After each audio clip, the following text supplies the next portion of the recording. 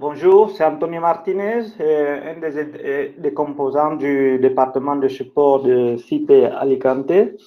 Et je vais vous donner la présentation de CIPE4.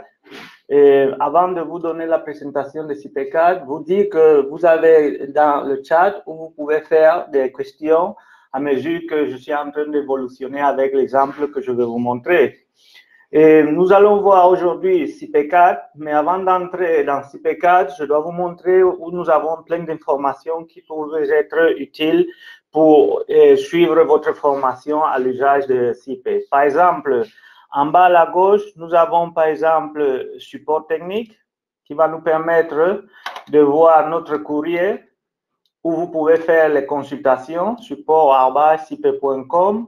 Et c'est nous ici directement qu'on va recevoir ça et on va vous donner une réponse par rapport à cette consultation. Aussi, vous avez la communauté d'utilisateurs qui a été faite avec nos collaborateurs de CIPE France, où vous avez la possibilité d'entrer dans CIPE Community. Et dans CIPE Community, en plus d'avoir la possibilité de voir des questions fréquentes, ou aussi vous avez disponible des vidéos, des vidéos déjà faites avec CIPE4, CIPE3.2 ou plein d'autres logiciels que nous avons. Comme vous voyez, l'information est bien disponible. Pour les voyants, vous avez aussi dans YouTube un canal de CIPE avec plusieurs vidéos en langues différentes, français, espagnol, anglais et même sud-américain, pour ceux qui dominent d'autres langues. Ce sont des sources où nous pouvons puiser les informations additionnelles. Le même logiciel, par exemple, si nous entrons dans CIPE4, ce logiciel que nous allons voir aujourd'hui, c'est le logiciel qu'on utilise presque tout le temps pour le calcul des ossatures des bâtiments. C'est-à-dire que quand notre structure est pareille à un bâtiment, les éléments portaux qui peuvent être poteaux, on peut avoir des murs, on peut avoir aussi différents types de poteaux qui peuvent être des sections génériques. On va le faire avec CIPE4.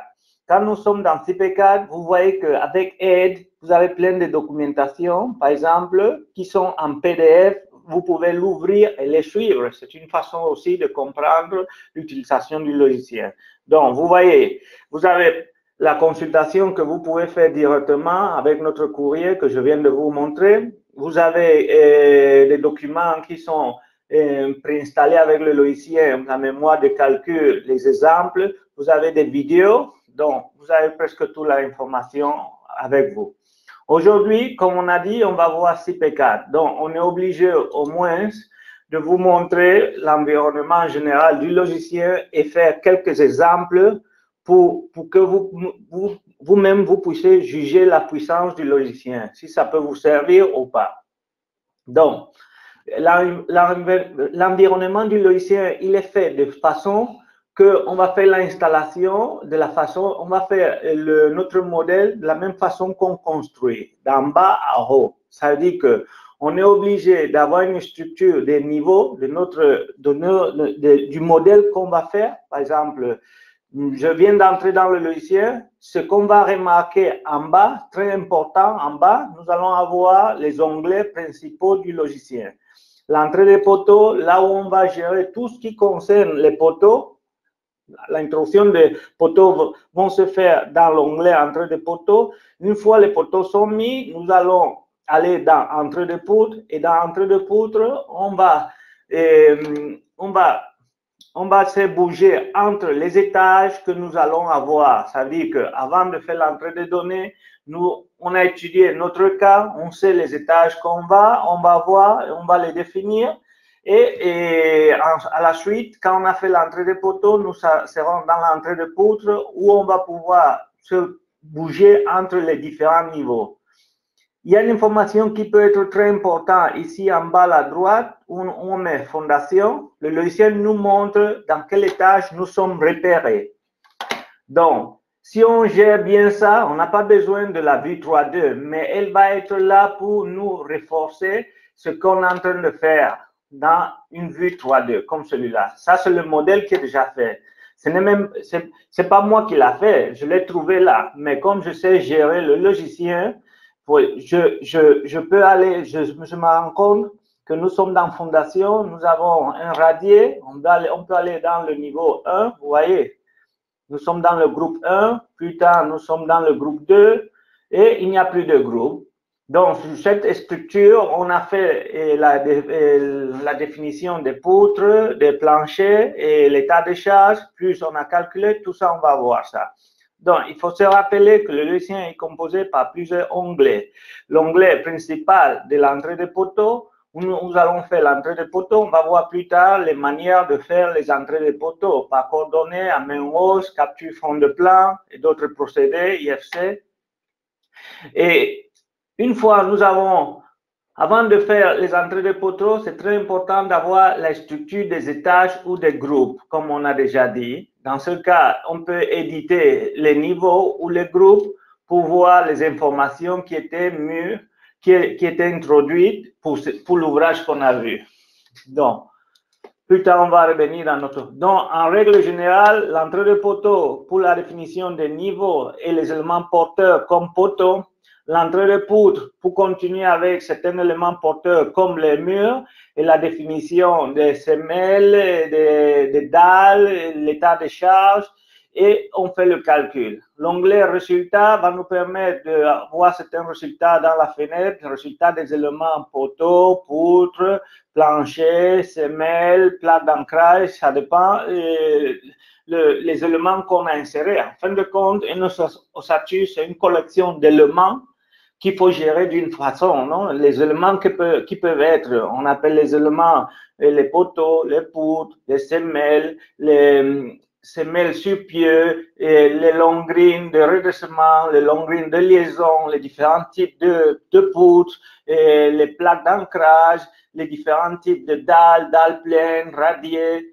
Donc, vous voyez, en composant tous ces éléments, nous allons avoir notre ossature. C'est pour ça qu'il faut faire plusieurs exemples pour avoir un domaine du logiciel. Voilà. Pour notre cas, on va faire quelques exemples pour vous montrer un peu les possibilités. Certains éléments comme les radiers ou les dalles pleines, ils ont besoin d'une autre façon de voir les résultats. C'est ça où nous avons les iso-valeurs pour permettre de voir les résultats de cette façon.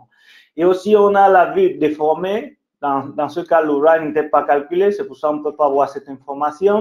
Et dans déformé aussi, on va pouvoir voir les déformés dans une vue 3D des éléments. Ne vous en faites pas, on n'est pas obligé de venir en déformé pour voir. Déjà, le logiciel va nous donner des outils qui vont nous permettre de voir les déformés des éléments directement.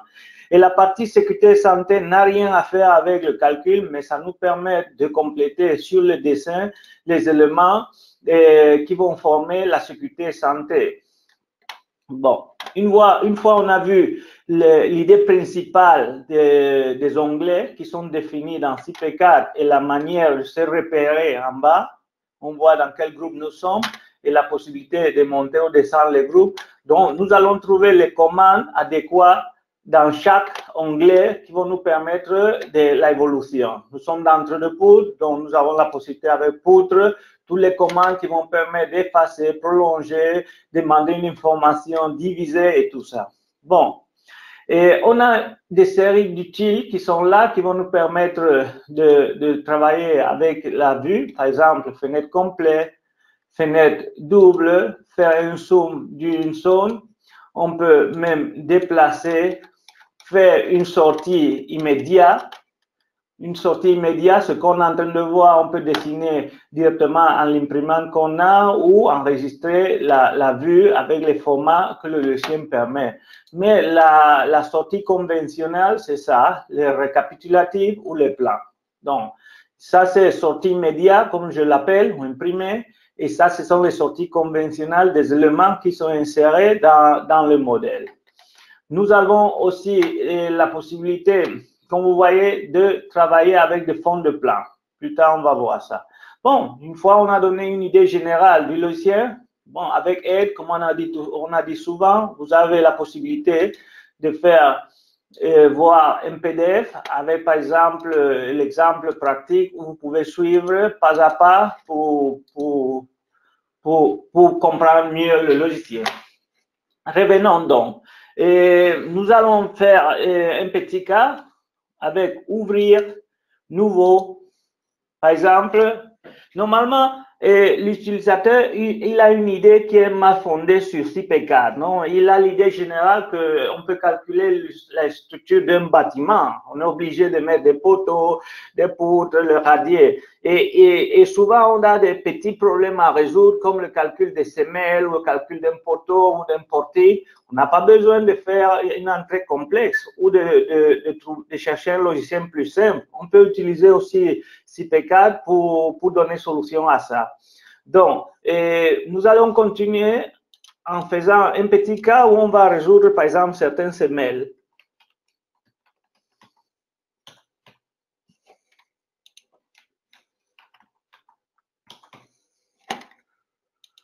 Bon, on peut travailler avec la ligne BIM en prenant les informations. Nous, on va pas travailler avec la ligne BIM. On va faire ça directement en choisissant un ouvrage vide pour avoir le maximum de contrôle pour l'introduction des données. La première fenêtre obligée, c'est les données générales. Donc, c'est à nous de choisir les normes de notre projet. Dans ce cas, comme la dernière ouvrage que j'ai fait était en espagnol, elle se souvient de ça. Pour notre cas, nous devons choisir le code, si je trouve ça. Pour le béton, au code 2, et ça, si nous sommes dans une zone où on nous oblige d'utiliser la BAEL, ne vous en faites pas, elle est là aussi, la BAEL. Bon, c'est à vous de choisir un peu ça. Bon, comme la diffusion est de plusieurs pays, on va essayer de choisir un nombre qui est commun pour tout. Bon, si vous voulez utiliser celle de la France, vous le choisissez. Bon, la prochaine fois, on n'a plus besoin de choisir. Le logiciel va nous montrer les valeurs des effets de la zone où nous travaillons. Donc, quand on fait ce changement, le logiciel, il bloque les bétons et les aciers par rapport aux types qui sont définis là. Dans les dernières versions, on a donné la possibilité à l'utilisateur de créer des bétons bien différents de ceux qui ne sont pas normatifs et les aciers aussi. Bon, ça, on réserve ce cas pour des cas avancés où on veut faire des vérifications spéciales. Dans la plupart des cas, nous allons vouloir utiliser les matériaux qui sont disponibles dans le code ou la norme qu'on a choisi. Donc, vous voyez que le logiciel, de façon différente, nous permet de choisir des bétons pour les éléments qui peuvent être différents. Pour le plancher, pour la fondation, pour les poteaux, pour les murs. Peut-être pour les bâtiments très grands, on va avoir besoin d'un béton meilleur que celui qui est normal. Donc, ça peut être intéressant, le changement de béton. Bon, pour les cas normaux, on ne va pas les changer. Nous avons aussi, pour la génération, pour le calcul des fondations, nous avons la possibilité de changer les contraintes admissibles qui seront utilisées, le rapport contraintes admissibles. Si on a les hypothèses de vent et de sisme, on peut les exclure pour le dimensionnement seulement des semelles. Ça, c'est à choisir par l'utilisateur. Par de fait, ils vont être considérés. OK? Nous acceptons. Bon, si on a des profils acier, nous avons aussi la possibilité de choisir les types d'acier, les profilés première fois aussi, on peut choisir les types d'acier.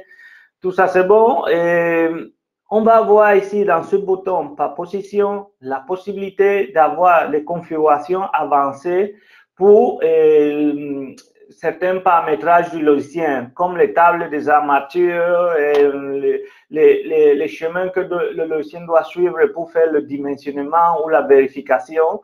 Par exemple, pour le cas des poteaux, si nous faisons un clic là, nous avons les options de poteaux, noyaux et murs et console. Nous avons les tables des armatures. Ici, nous pouvons voir les tables des armatures qui seront utilisées.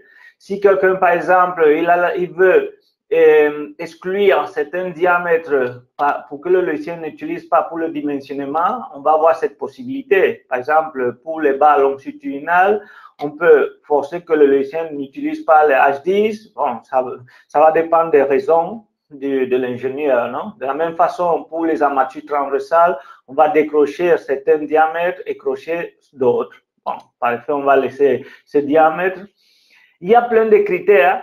Bien sûr, je crois que c'est très important d'avancer avec la modélisation. Plus tard, en fonction des résultats, l'utilisateur peut faire des corrections. Je dis ça parce que je me souviens la dernière fois, un client, il est venu là et on a passé presque une journée et demie pour voir toutes les options de configuration du logiciel. Un peu le propos de notre présentation, ce n'est pas perdre ce temps valeur pour montrer les options du logiciel. Je vous donne seulement un aperçu pour vous rendre compte qu'il y a plein de possibilités à changer. Les options par défait, ce sont ce qu'on utilise souvent pour le dimensionnement. Ça, on a vu ça pour les poteaux. On peut faire la même chose pour les poutres et voir toutes les options qui sont là. Même à niveau des plans, vous pouvez voir que les types de présentation, on a la possibilité de faire de la manière conventionnelle ou de la manière qu'on fait souvent en Espagne. Mais par défait, quand le logiciel est installé en français, il va faire de cette manière la représentation des armatures des poutres. Donc, même ce détail-là, il est configurable par le logiciel. Bon. On a aussi les tables négatives, des dalles, plancher recyclé unidirectionnel. Bon, on va un peu avancer. Nous étions dans données générales, que c'est un chemin obligé où on doit passer pour, quand on commence l'ouvrage, pour fixer les normes, fixer les matériaux, et à continuation, on peut faire la génération du vent ou du sisme automatiquement. On va laisser ça plus tard parce que le modèle que je suis en train de définir, je ne l'ai pas défini. Je ne sais pas. Je suis en train de faire une improvisation sur la marche. OK. On a fait, plus tard, on va revenir. Avant de faire le dimensionnement, le choisir. C'est très important ici, choisir les états limites en fonction du pays et de la norme. Si, par exemple, nous sommes en Algérie et nous avons choisir les données sismiques de l'Algérie, c'est très important de choisir plus tard le dimensionnement par rapport à ces codes. Bon, ce n'est pas le cas maintenant. On accepte.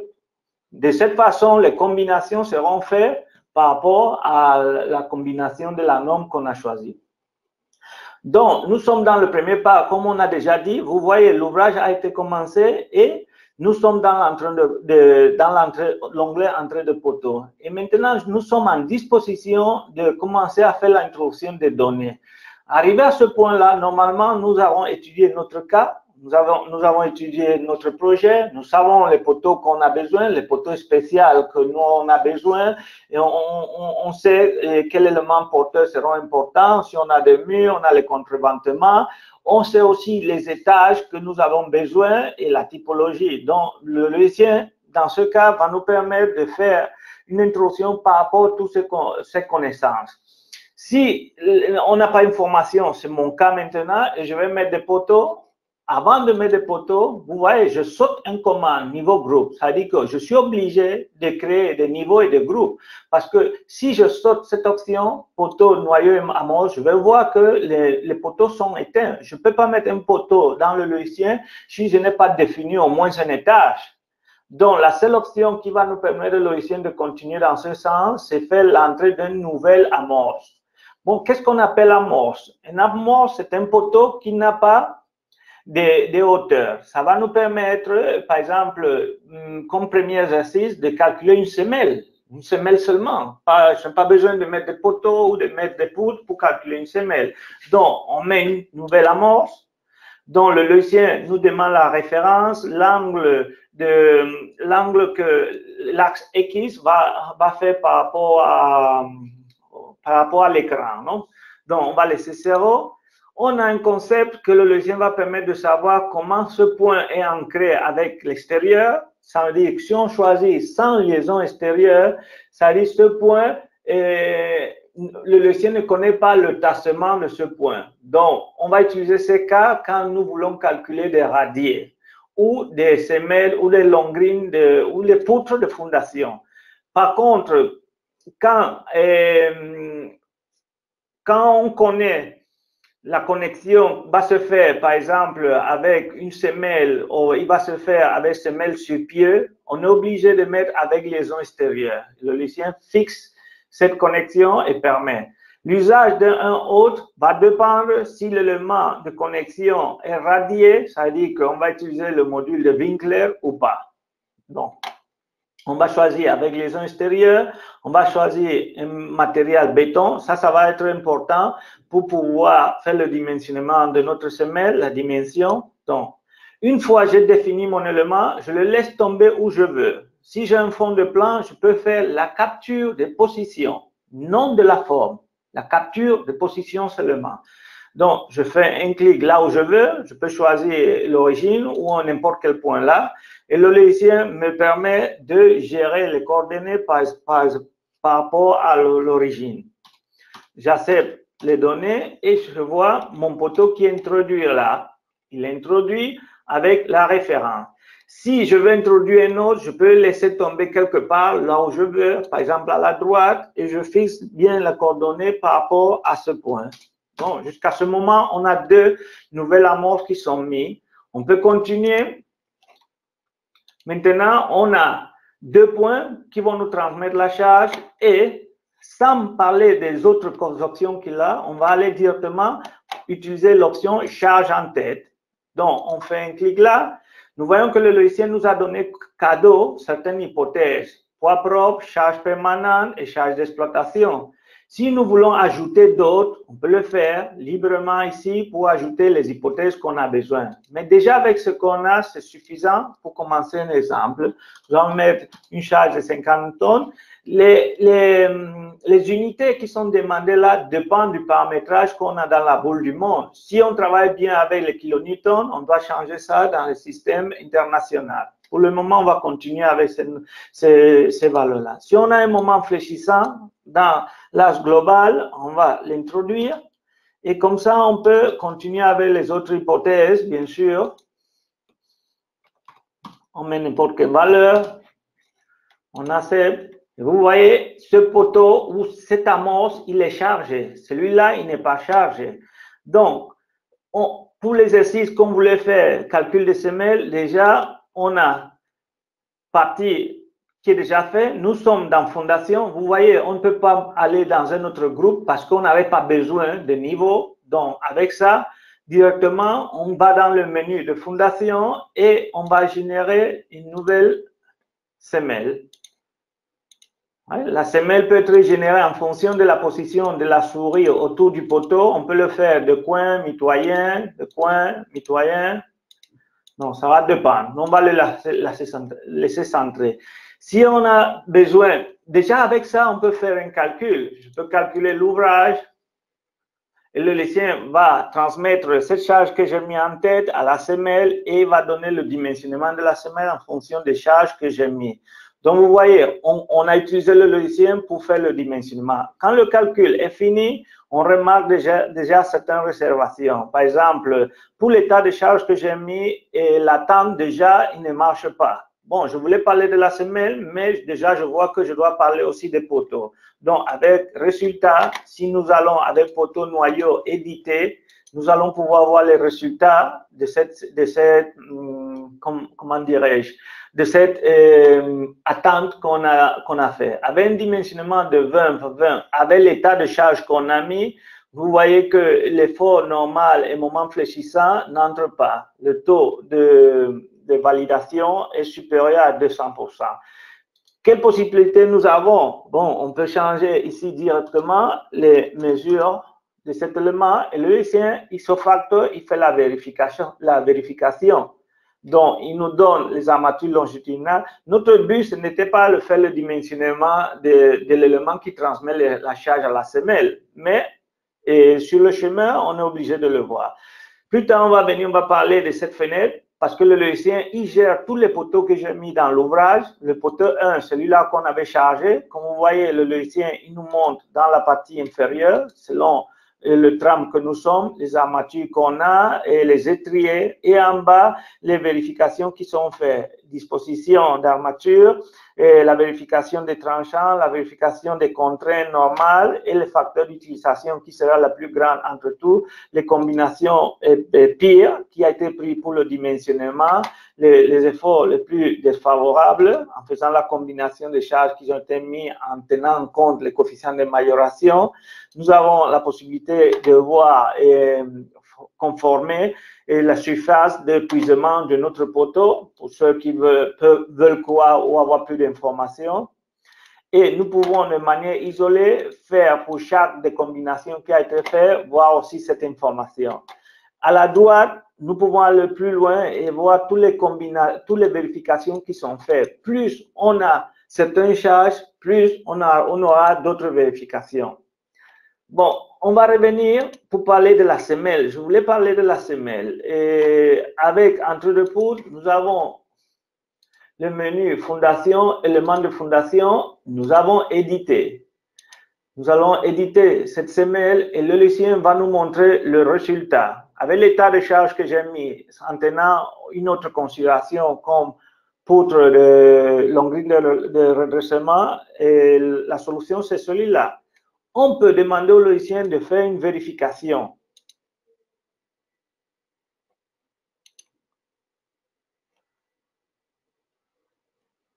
Donc, une fois on fait la vérification, j'étais en train de lire, c'est une réservation qui était faite sur les questions, c'est pour ça que bon, et le logiciel va nous permettre de voir toutes les vérifications qui est fait sur cette semelle par rapport à la contrainte sur le terrain, aux états limites ultimes, l'état limite de service, le renversement de la semelle, la flexion de la semelle, c'est toutes les tâches qui sont faites pour aboutir dans cette solution.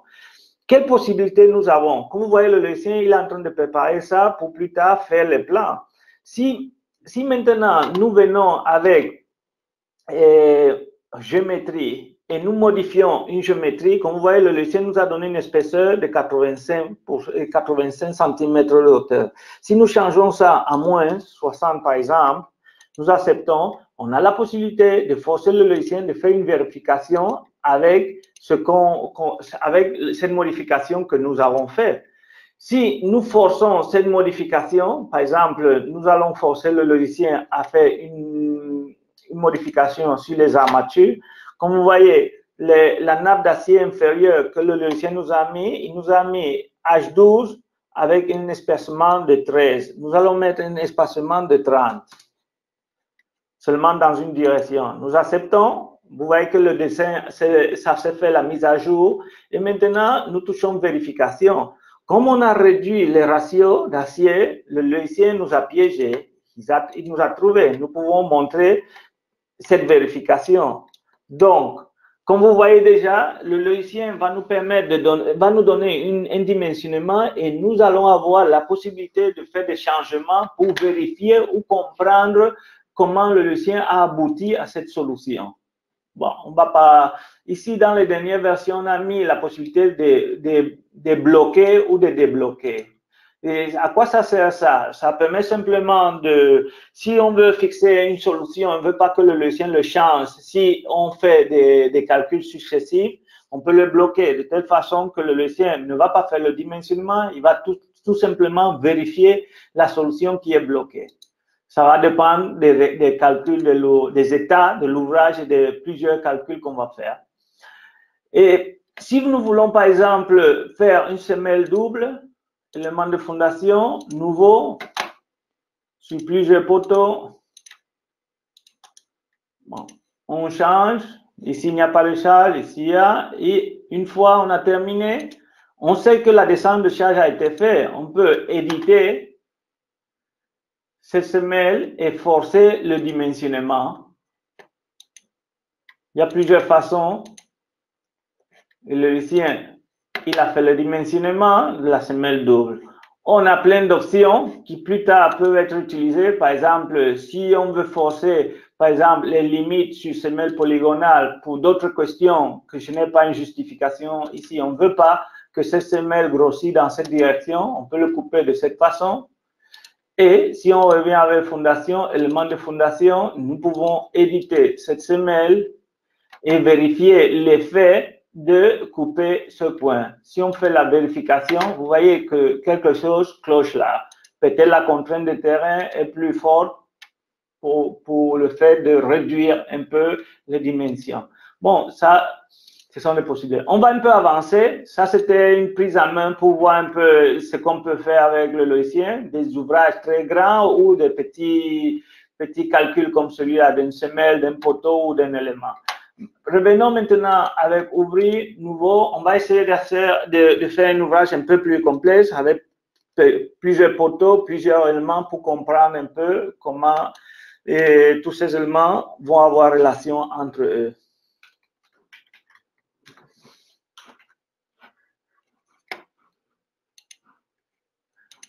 Bon, ouvrage vide, comme on a vu. Vous voyez, comme il se souvient des normes qu'on avait choisies avant, on n'a pas besoin de les changer. Cette fois-ci, nous allons créer plusieurs niveaux. Par exemple, le logiciel va nous permettre de gérer ce que nous appelons niveau et groupe. Et qu'est-ce qu'on appelle groupe? On appelle groupe les niveaux qui sont successifs, qui ont même géométrie, même distribution, même état de charge. Ça va nous permettre de dessiner seulement dans un niveau et par contre, le logiciel va dessiner sur tous les éléments de ce groupe.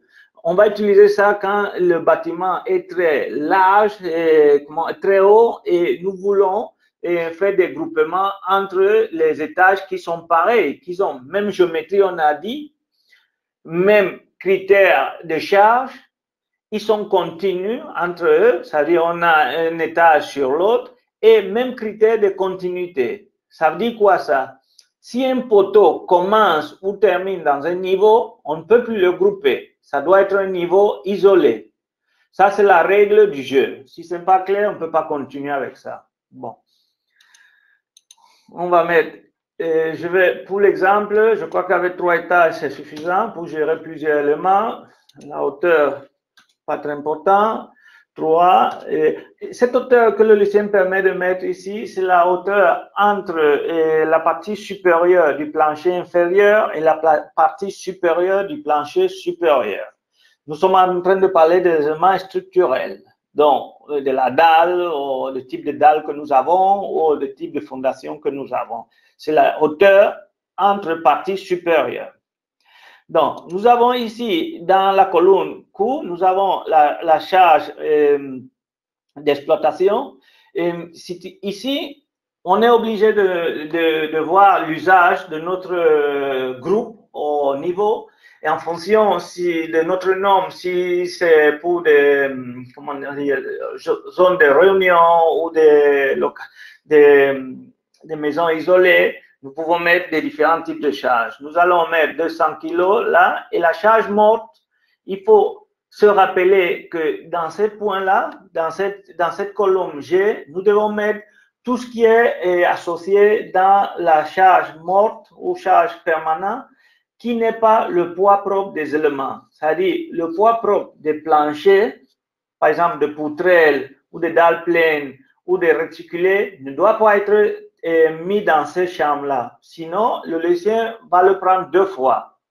Dit d'une autre façon, le logiciel va générer le poids propre des éléments qui sont introduits. Donc, il ne faut pas le mettre dans ce concept.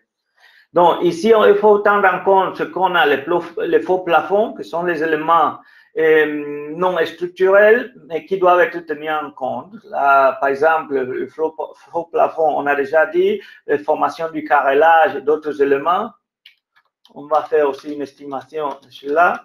Pour le projet, ce n'est pas important, c'est pour vous donner le concept.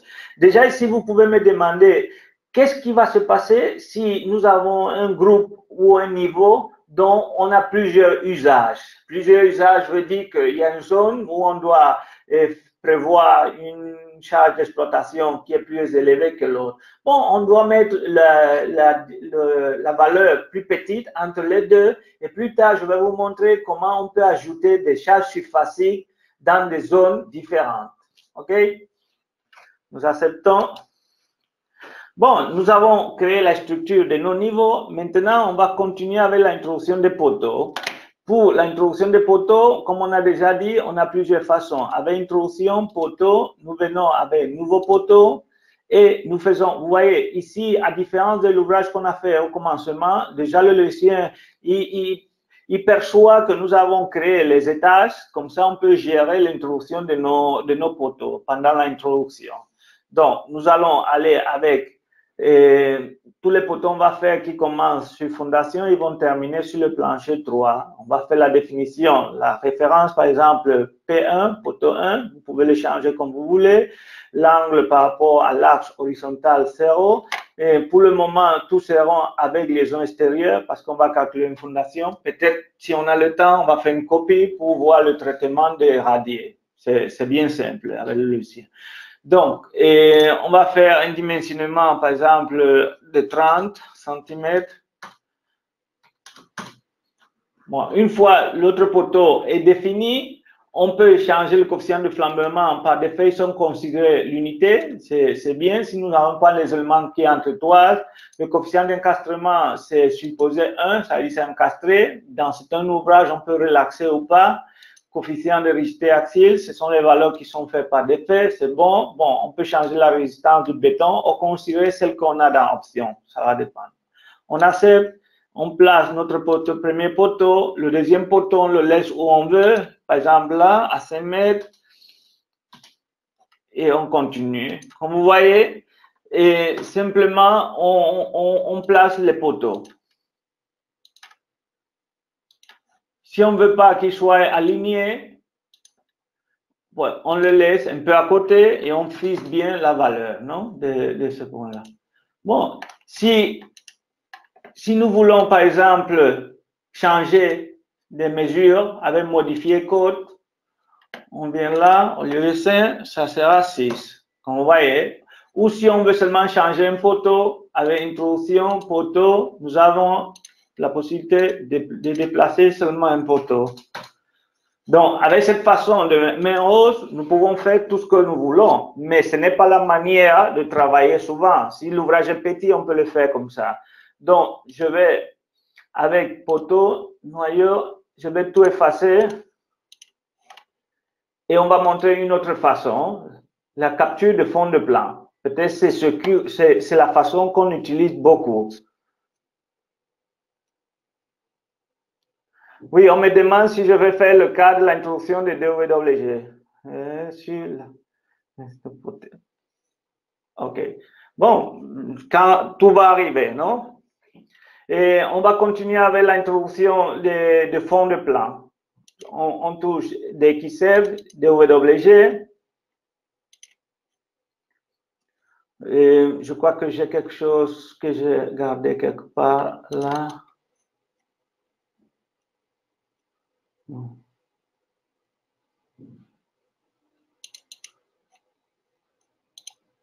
Bon, ici nous avons un fond de plan.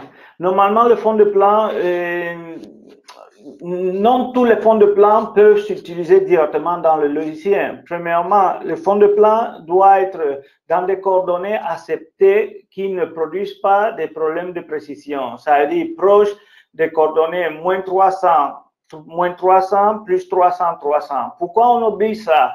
Pour essayer d'éviter des problèmes de précision pendant le processus de calcul. On me demande s'il y a une façon automatique d'introduire les voiles comme les poteaux. Oui, plus tard, bon, je ne sais pas ce que vous appelez par voile. Et si nous appelons voile et les éléments qui sont noyaux, comme dans l'entrée des poteaux, il n'y a pas un processus de faire là automatiquement. On capture les points fixes. Par rapport, si vous appelez voile les murs qui sont mis dans l'entrée des poutres, et ça peut se mettre automatiquement en faisant la capture de fond de plan. On peut le mettre et plus tard les ajuster. Murs structurels. Donc, dans ce cas, oui, vous pouvez les ajuster. Vous pouvez les ajuster. OK. Plus tard, on va le voir. Bon, je vais continuer avec ça pour ne pas perdre un peu le nom. Et une fois nous avons choisi notre fond de plan, ce fond de plan, nous pouvons l'utiliser. Il faut comprendre que le logiciel est fait de telle façon que la meilleure façon d'utiliser le fond de plan, c'est avoir tous les fonds de plan que nous voulons superposés. Mais ça ne va pas être possible Donc, si le fournisseur de notre fond de plan n'a pas donné les fonds de plan de telle façon qu'ils soient superposés, nous allons avoir la possibilité de faire avec cette option ou de les déplacer ou de les superposer. Pour mon cas, j'ai seulement un fond de plan. C'est suffisant pour moi. Donc, on va créer une vue. C'est là. Et cette vue, on va essayer de les associer par rapport à toutes les fenêtres ou onglets qu'on va pouvoir travailler plus tard. C'est-à-dire, dans l'entrée de poteau, nous voulons voir ce fond de plan. Dans fondation, nous voulons voir ce fond de plan ou un autre fond de plan ou vue. Ça va dépendre comme vous voulez l'appeler. Donc, je suis en train de faire l'assignation pour pouvoir voir comme repérage cette information et dessiner à l'aise. Une fois que j'ai accepté ça, comme vous voyez, le fond de plan, ça se présente dans cette fenêtre, dans l'entrée des poteaux. Donc, je peux continuer l'introduction de nos poteaux comme on a fait avant. Voyons, non. Nouveau poteau. On fait la définition où ça commence, où ça termine. Et on va commencer par la référence P1. Et nous venons là pour les captures. Avant de faire, je dois recalquer qu'on ne fait pas la capture de la forme. On fait la capture du point fixe. Hein, ça doit être clair. Je fais activation, intersection, extrémité, j'accepte. Et comme vous voyez, quand je bouge l'approche de ce poteau, le logicien, il reconnaît le point fixe. Normalement, si on travaille beaucoup avec le logicien, on doit préparer le fond de plan de telle façon que nous avons une croix qui permet la détermination des 9 points possibles. Mais de toute façon, ce n'est pas important dans ce cas. Je veux que le point fixe soit le point inférieur. Donc, comme vous voyez, au fond, j'ai un carré qui me montre qui a déjà trouvé ça. Donc, je fais la confirmation et je continue.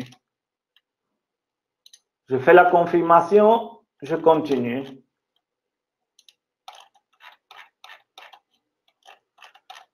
Je fais la confirmation et je continue.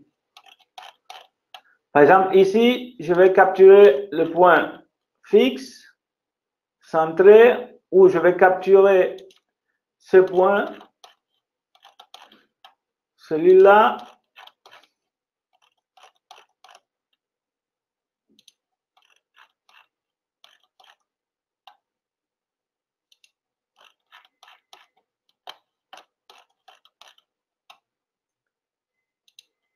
OK.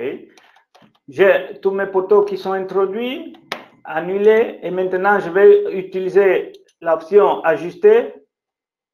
Je suis en train de mettre les poteaux en capturant un fond de plan.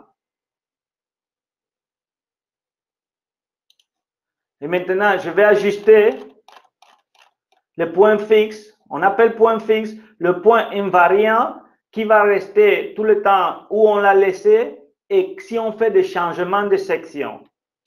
Dans les ouvrages petits, ce n'est pas important, mais dans certains ouvrages où les poteaux ont des formes rectangulaires, dans des parkings, il y a des points qu'on ne peut pas évadir. C'est pour ça que vous voyez, maintenant, je suis en train de changer la configuration. Le point fixe, c'est ce coin, mais le poteau, il est superposé par rapport au dessin.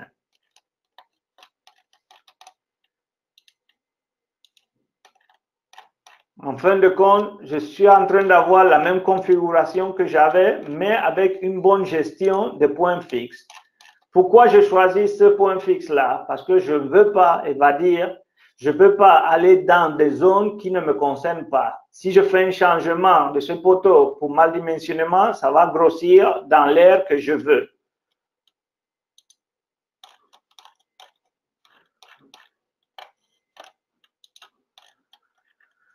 Donc, nous avons les poteaux qui sont mis. Si nous voulons gérer d'autres configurations, par exemple, ce n'est pas tous les poteaux qui vont arriver dans notre dernier étage. Nous pouvons le faire avec éditer. Par exemple, ce poteau, on peut changer le groupe final. Au lieu de fondation, il termine au 2. Mais au lieu de faire 1 à 1, nous pouvons utiliser un accélérateur qui va permettre de le faire directement en changeant, modifier début et fin. Une fois nous fixons la condition, seulement nous devons les attribuer sur tous les éléments que nous voulons. Si maintenant avec éditer, nous venons pour éditer n'importe quel poteau qu'on a changé, nous allons voir que cette propriété a été assignée. Donc, celui-là qui n'a pas été assigné, il est resté là. Il commence 0, il termine dans le dernier étage. Bon, il y a plein d'options que nous pouvons voir. Bon, si nous voulons faire des modifications particulières, par exemple lésions extérieures, et nous voulons tout changer sans lésions extérieures, on peut le faire avec cette option de façon générale. Nous, on ne va pas changer. Donc, on a terminé avec nos poteaux. Si nous voulons mettre des poteaux spéciaux, par exemple, bon, on peut le faire avec nouveau poteau. Nous faisons la configuration. Par exemple, c'est seulement pour montrer un essai. On fait un clic là, dans cette fenêtre. Vous voyez, c'est presque caché. Hein? Cette colonne qui ne dit rien, ça, en faisant un clic, ça nous permet de pouvoir changer notre poteau qui était béton rectangulaire en métallique, mixte ou générique. Dans générique, le logiciel ne nous donne aucune information. Nous avons la possibilité de mettre ça comme section générique. Dans section générique, c'est à nous de dessiner cette section comme polyligne ou en dessinant tous les bords qui le conforment. Nous avons ici, nous devons par la suite créer une base de données des sections génériques qu'on a besoin dans l'ouvrage. Si nous faisons clic, on a une fenêtre qui permet de le créer. On peut commencer la création en créant de la même façon qu'on crée les noyaux, ou on peut utiliser un fond de plan. Mais ce fond de plan, il va seulement sortir une seule fois, parce qu'on suppose qu'on a une base de données. Par exemple, ici, on a ce fond de plan, elle est là. Et si nous venons avec la capture, nous faisons un clic, le logiciel, il a reconnu tout le contour du fond du plan, et il a permis de capturer un poteau que nous devons mettre une référence. Une fois nous avons mis la référence, pour les poteaux des sections génériques, je vous rappelle que le logiciel ne fait pas le dimensionnement des armatures, seulement il fait la vérification. On demande, bonjour, comment nous pouvons mettre des poteaux sur une poutre ou sur une voile? Bon, un poteau ne peut pas toucher une voile.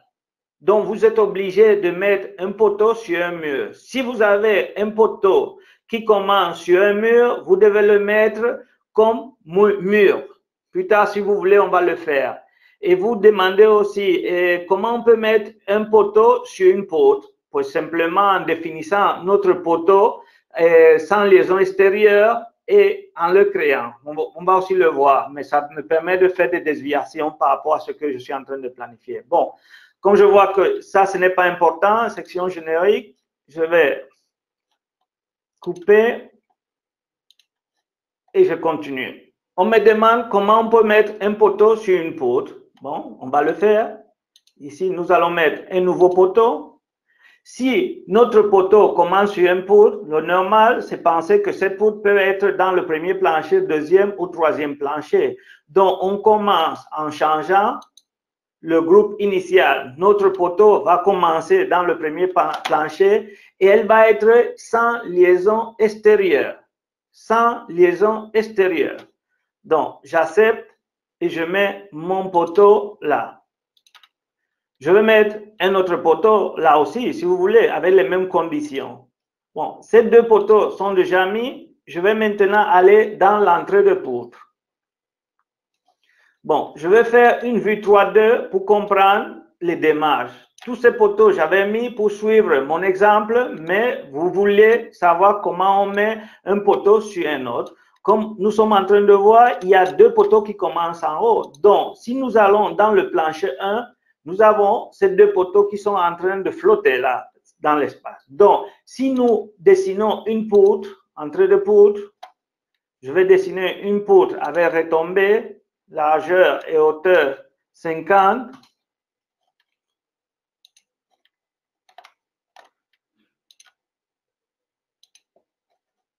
Vous avez un poteau qui commence sur cette poutre. Si nous calculons ça, ça va être un mécanisme parce que j'ai besoin de mettre quelque chose qui empêche les bords. Je peux mettre des autres poteaux ou je peux mettre un élément d'appui comme celui-là. Ce n'est pas la façon conventionnelle de le faire, mais avec liaison extérieure, je mets un élément d'appui, un autre élément d'appui. Pour répondre à l'autre question, vous allez dire comment mettre un poteau sur un mur. Bon, je vais dessiner un mur de béton armé ici et j'ai répondu à la question que vous avez faite. Vous voyez, j'ai un mur qui est dessiné, j'ai un poteau sans liaison extérieure qui commence là. Donc, il n'y a pas de problème. Ici aussi, j'ai un poteau qui commence là sans liaison extérieure. J'ai une poutre qui a, avec d'autres poutres sans liaison extérieure. J'ai les deux conditions que vous avez demandées.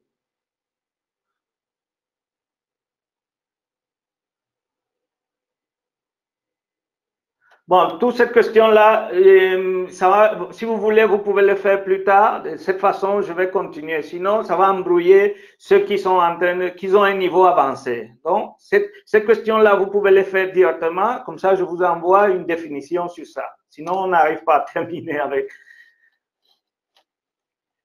Si vous êtes déjà client, je ne comprends pas pourquoi vous n'avez pas fait cette question-là, non? Ce sont des questions avancées et on a des réponses bien claires par rapport à ça.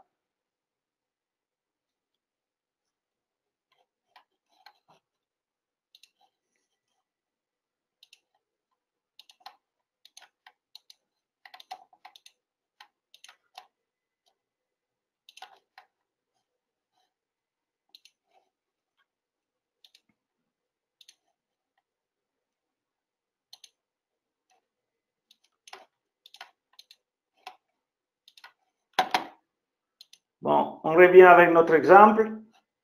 Nous sommes dans le groupe de fondation et dans le groupe de fondation, on ne va pas voir notre fond de plan. Simplement avec F4, nous laissons ça, nous voyons seulement nos poteaux. Et ici, comme vous dites, pour créer par exemple un radier avec nervure, vous devez mettre des poutres de fondation et les dessiner. Mais ce n'est pas notre cas. Nous voulons mettre des semelles, donc on ne va pas utiliser ça. Pour mettre un radier, il faut mettre sans liaison extérieure, il faut mettre un radier. On va laisser ça à la fin quand on a déjà vu comment on résout la solution avec les semelles pour les autres. OK? Bon, et ici, premièrement, on peut un à un mettre tous les semelles ou utiliser le logiciel et lui dire qu'il fait la génération des longues. Il peut faire quelque chose comme celui-là. Une fois il a fait ça, c'est à nous de faire les arrangements. Par exemple, on va mettre un nouveau élément de fondation, par exemple dans ce sens, pour ne pas évadir les zones qui ne nous conviennent pas. Si on ne se souvient pas qu'on avait changé à plusieurs poteaux, il faut revenir avec le bouton droit, choisir l'élément d'un seul poteau et changer la modification. Nous avons avec fondation longueur de redressement. Nous pouvons avoir le contrôle absolu pour l'introduction de certains types de longueurs. Ici, nous avons longueur de liaison qui vont permettre seulement de lier, longueur de redressement. Le dessin permet de savoir comment elles travaillent. Par exemple, dans le cas de longueur de liaison, nous voyons que les armatures sont symétriques. Ils vont avoir une mission de liage entre poteaux. On va l'utiliser dans les zones de forte sismicité avec des semelles centrées. Par contre, quand nous avons des semelles qui ne sont pas centrées comme celui-là que je fais, nous devons mettre des longueurs de redressement. On voit que les armatures sont plus haut en haut. Ici, c'est le logiciel qui donne la possibilité de choisir et plus tard, on peut le changer. Bon, ce que je vais faire, c'est mettre une longueur de redressement pour aider cette semelle. OK? Et vous avez centre extrémité permet de changer la propriété de longueur de redressement à longueur de liaison. Maintenant, cette poutre, c'est une longueur de liaison. Mais si on fait un clic là, vous voyez, le logiciel, il met les deux axes qui vont transformer cette longueur de liaison en longueur de redressement. OK. Donc, la flèche vous dit dans quelle table et le logiciel va faire l'itération. Comme j'ai parlé de tables, c'est aussi important de savoir que dépendant de quelle zone nous sommes, nous voulons définir des longues lignes de liaison ou de redressement avec des sections qui sont différentes par rapport à la table que le logiciel a. C'est là où on doit se rappeler qu'avec ouvrage données générales, nous avons dans options sur fondation, si vous vous rappelez, nous avons longue ligne de redressement et liaison et de redressement. Nous avons les tables des longues lignes de redressement ou de liaison où nous pouvons faire l'édition, changer à spécial, les éditer. Vous voyez, tous sont de 40 par 40. Je crois qu'il y a certains pays en Afrique qu'on utilise 30 ou 25. Bon, c'est avec ça que vous pouvez ajouter vos typologies de longue ligne de redressement ou de liaison qui vont être vérifiées par le logiciel. OK? Pour plus de détails, on va voir ça avec des questions spécifiques. Sinon, on va pas terminer avec toutes les options. Donc, on revient ici. On a fait la génération de notre semelle et maintenant, les semelles et les longues lignes de redressement et de liaison que nous voulons. Et nous allons aller dans le deuxième niveau. Dans le deuxième niveau, on peut commencer à faire l'introduction des poutres, poutrelles, tout ce qu'on veut, mais on peut faire ça sans l'information du fond de plan ou en faisant revenir notre fond de plan. Avec poutre entre deux poutres, nous choisissons une poutre plate, par exemple, de 40.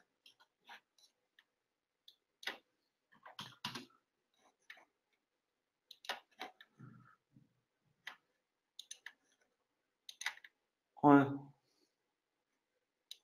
fait les captures par rapport à plus proche. Bon. Si nous faisons des captures,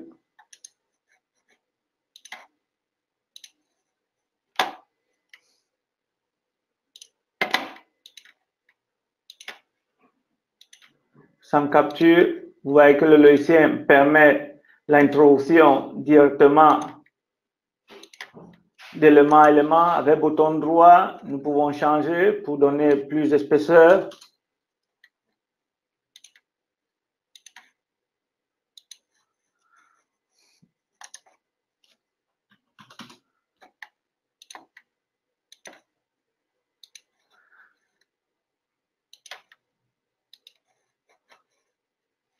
Ici aussi, on fait la même chose.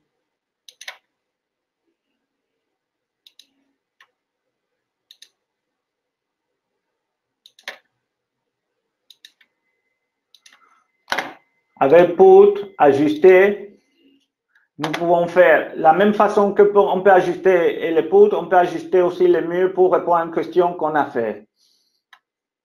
Donc, on fait poutre, ajuster.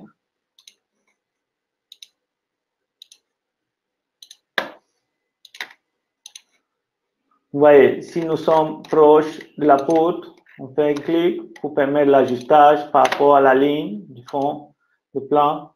Il y a d'autres mécanismes qui vont permettre aussi, il y a plusieurs façons d'avoir le même résultat.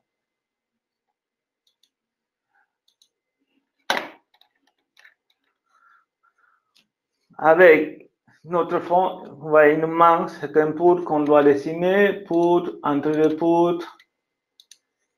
On peut copier les propriétés de cette poutre qui est déjà mise.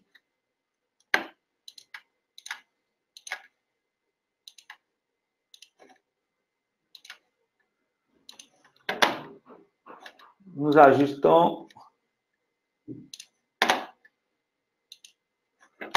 OK. Et la poutre, entre deux poutres, c'est une poutre qui a, comme on n'a pas de plancher qui est associé, directement on va mettre une poutre avec retombée de 20 par 40. Les poutres plates, normalement, le logiciel prend la retombée par rapport au plancher qui est introduit. Bon, pour le concept ajusté, je vais éteindre le fond de plan pour vous expliquer comment ça marche. Selon notre position à côté de l'extrémité de la poutre, on peut la faire l'ajustage centré d'un coin, de l'autre coin, de cette façon. Et il faut se souvenir de ça. Votre position aide le logicien à faire les ajustages de la façon que vous voulez. Bon, et avec les captures, c'est bien facile, mais il ne faut pas oublier qu'il y a d'autres options comme déplacer, qu'avec le bouton droit, on peut fixer le déplacement et en fonction des clics qu'on donne, on bouge les éléments à la position qu'on veut, d'un côté ou de l'autre côté. OK. Une fois on a fini avec les poutres, on va passer avec plancher, gestion de plancher, entrée de plancher. Et nous allons choisir, par exemple, pour ce premier plancher, nous allons mettre des planchers sur poutrelle.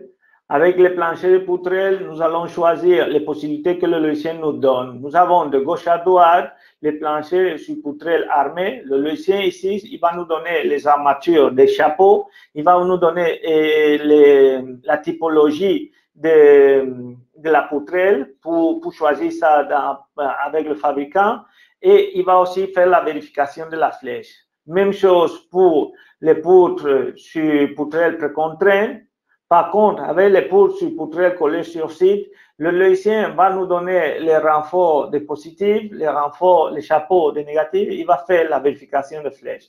Nous avons le cas des planchers sur poutrelle métallique. On utilise ça bien pour le réhabilitage des bâtiments vieux et aussi la possibilité de plancher sur poutrelle. Donc, on va utiliser celui-là qui est le plus usé. Bon, les trois premiers sont très usés, c'est indépendant de la zone. Avant, nous devons créer un entrevue. Par exemple, nous voulons créer un entrevue de 27 en béton dont bon, sinon, ok, 25, c'est mieux. 25, ok. Dépendant si c'est béton céramique, ça va influer pour la définition du poids unitaire. Une fois on a défini ça, c'est à nous de fixer l'anthrax et l'épaisseur de la dalle de compression. Elle est définie, on fait l'introduction en choisissant notre plancher et en établissant la direction où nous voulons mettre la... On a la possibilité de copier, c'est très bon de copier. Avant de copier, peut-être on peut changer la disposition, le point d'insertion, pour l'éloigner, et là. On va copier plancher.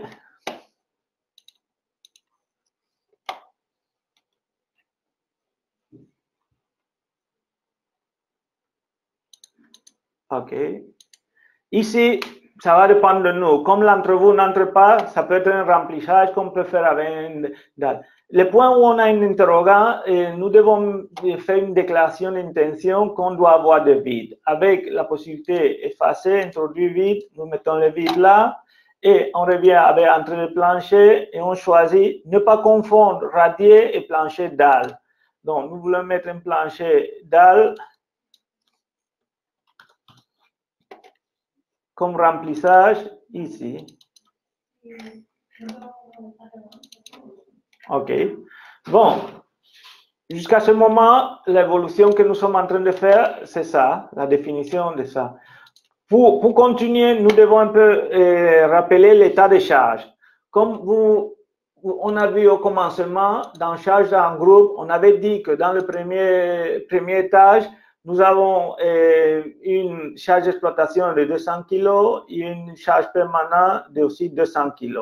Et si nous voulons mettre des charges additionnelles, par exemple des cloisons lourdes, bon, nous avons la possibilité avec charge linéaire, faire la définition ou l'estimation de cette charge nouvelle et nous le dessinons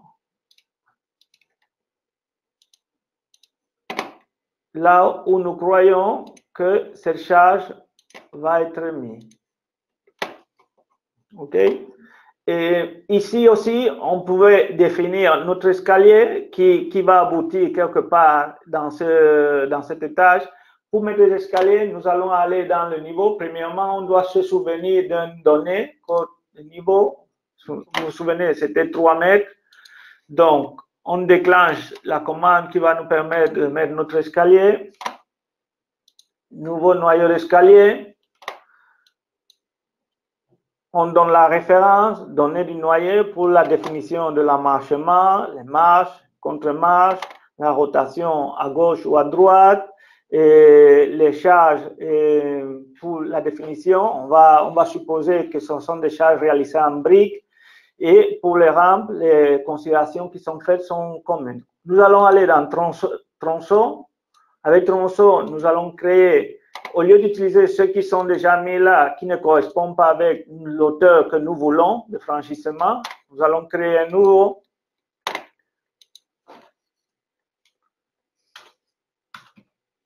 Une fois nous avons créé, il faut vous souvenir que si nous forçons l'épaisseur de la dalle, et ça peut coincer le dimensionnement. Si nous forçons une épaisseur qui est petite par rapport à la portée que nous allons, le logiciel ne va pas nous donner le dimensionnement. Donc, dans ce cas, c'est mieux de les laisser de cette façon et le logiciel va nous donner un prédimensionnement de l'épaisseur.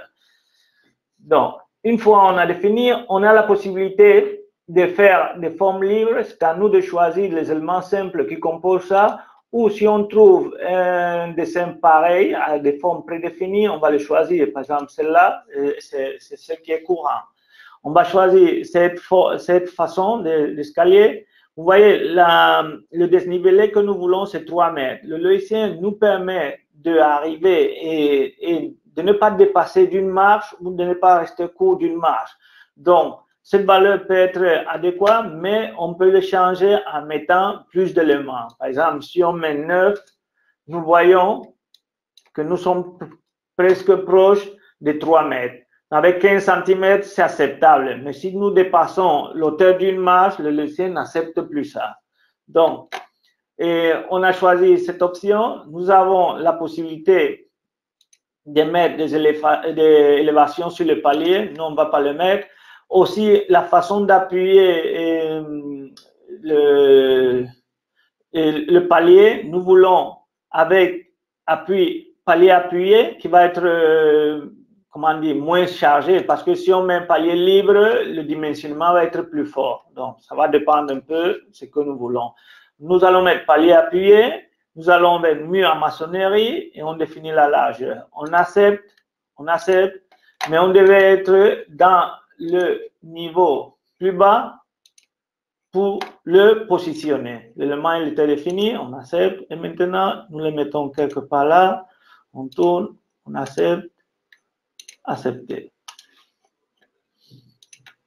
Si nous allons en haut, on a la possibilité de faire un positionnement plus meilleur avec déplacer le noyau d'escalier. Nous le mettons sur l'élément. Si nous voulons le faire plus large, on peut l'éditer et changer l'emmarchement. Bon, avec ça, vous voyez que les escaliers se calculent de façon indépendante au logiciel. Donc, si nous le donnons voie plan, on force le logiciel de faire le dimensionnement. Si c'est possible, il va faire le dimensionnement. Si on ne vérifie pas quelque chose, le logiciel va nous donner, par exemple, il va nous donner cette définition. Il va nous dire pourquoi il ne peut pas le faire. Bon, dans ce cas, nous avons la solution de notre escalier. Elle est là. Elle sera considérée plus tard. Le logiciel, à partir de ce moment, il transmet les charges qui sont transmises dans l'extrémité de nos escaliers sur la poutre correspondante. Et en bas aussi, là où ça commence, il va être généré des charges qui seront mises sur la longue grille de liaison ou de redressement qu'on a mis. À partir de ce moment, on continue. On va aller maintenant dans le deuxième niveau. Dans le deuxième niveau, on peut tout recommencer ou profiter de la possibilité que le logiciel nous donne de copier les éléments du groupe inférieur.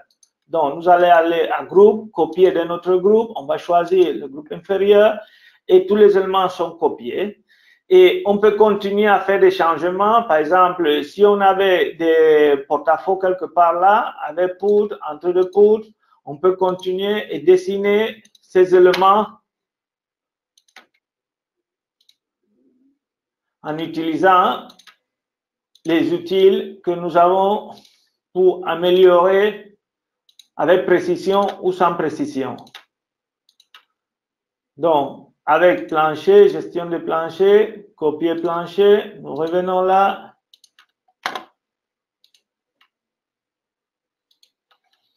Bon, on a ce plancher qui est défini. Bon, ici, l'état de charge peut être différent. Nous allons mettre des charges linéaires.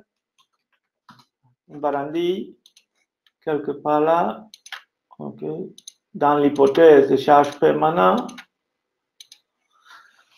Bon, l'introduite. Et maintenant, nous allons aller dans le dernier étage.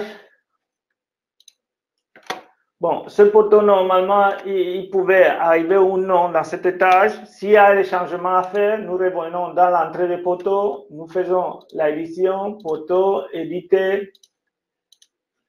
Nous faisons l'édition. Nous changeons notre niveau.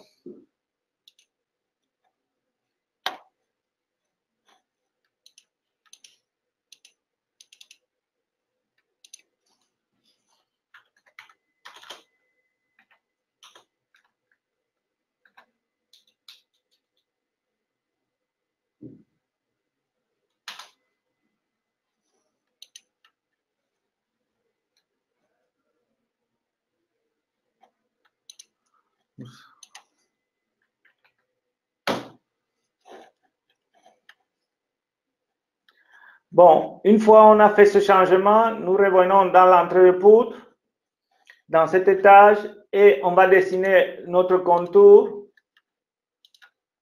Si on veut faire une dalle pleine, on n'est pas obligé de mettre des poutres directement. On peut mettre un chaînage non structurel.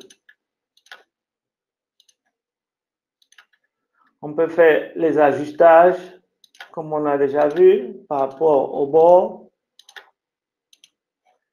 Et avec plancher, gestion des planchers, entrée de plancher, nous allons définir un plancher de 22.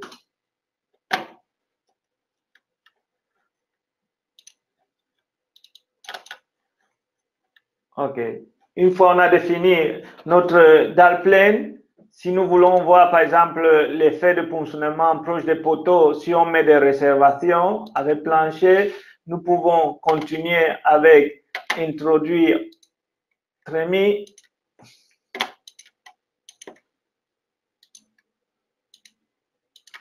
On va voir plus tard. Normalement, quand on fait quelque chose comme ça, si on a un problème de fonctionnement, ça veut dire qu'on a besoin d'une poutre là. Mais le logiciel va nous permettre de faire cette vérification. Comme ça, nous-mêmes, plus tard, nous pouvons le déduire.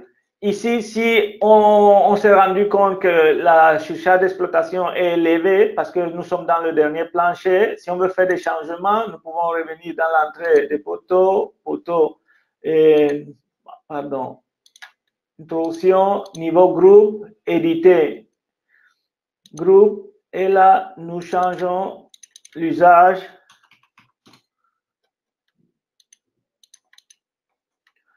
Si on a besoin d'autres catégories avec ouvrage données générales, nous avons hypothèse additionnelle.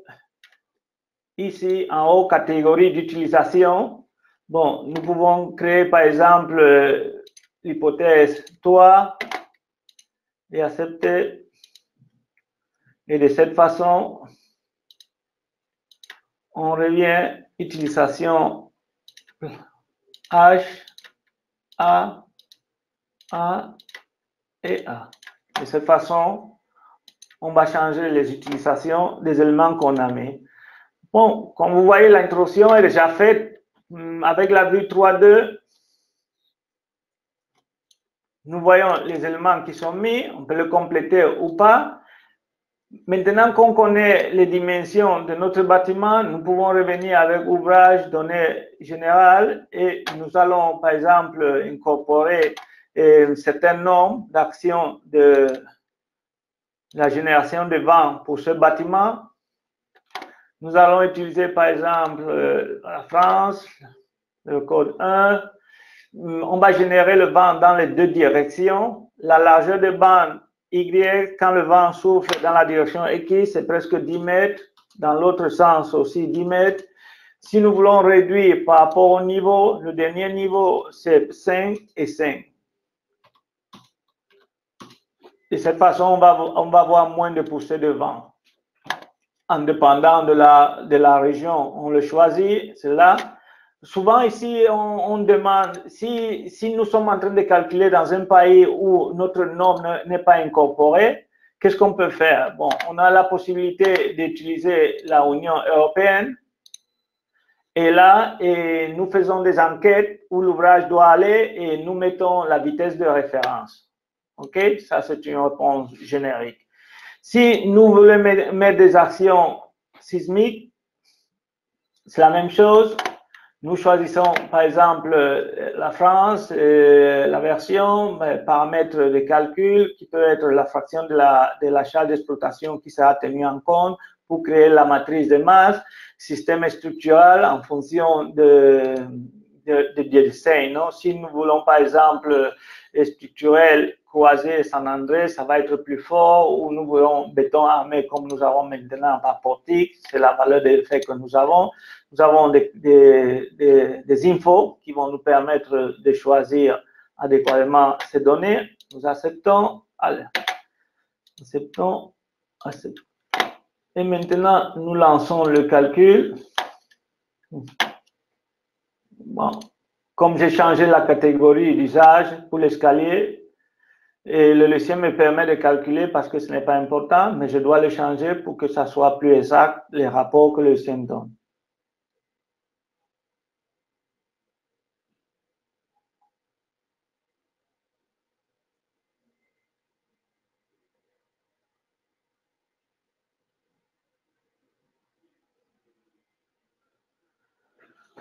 Bon, le logiciel va prendre en compte toutes les hypothèses de charge que j'ai mis et dans ce cas, comme j'ai mis le sisme dynamique, il va faire l'expansion modale pour faire la combinaison des hypothèses statiques et les hypothèses dynamiques. Et pour le dimensionnement des poteaux poutres, il va trouver la pire combinaison qui permet de donner une contrainte qui est très forte.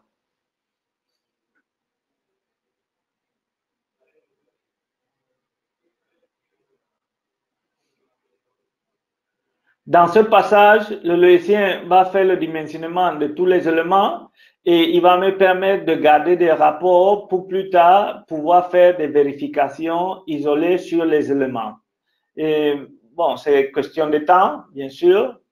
Et une fois elle est terminée, j'aurai la possibilité de voir le dimensionnement et de demander au logiciel certaines vérifications qui seront faites aux états limites ultimes ou de service.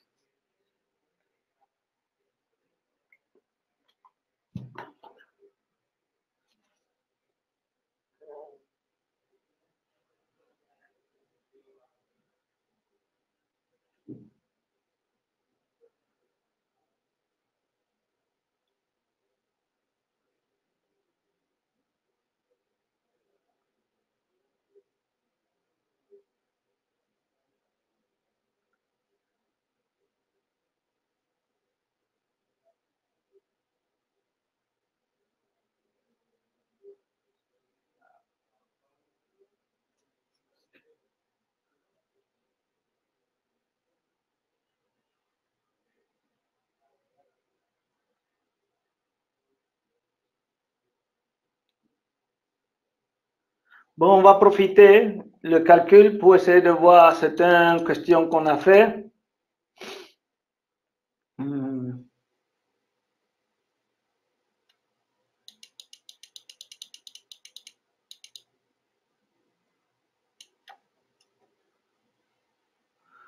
Bon, une des questions qu'on a fait.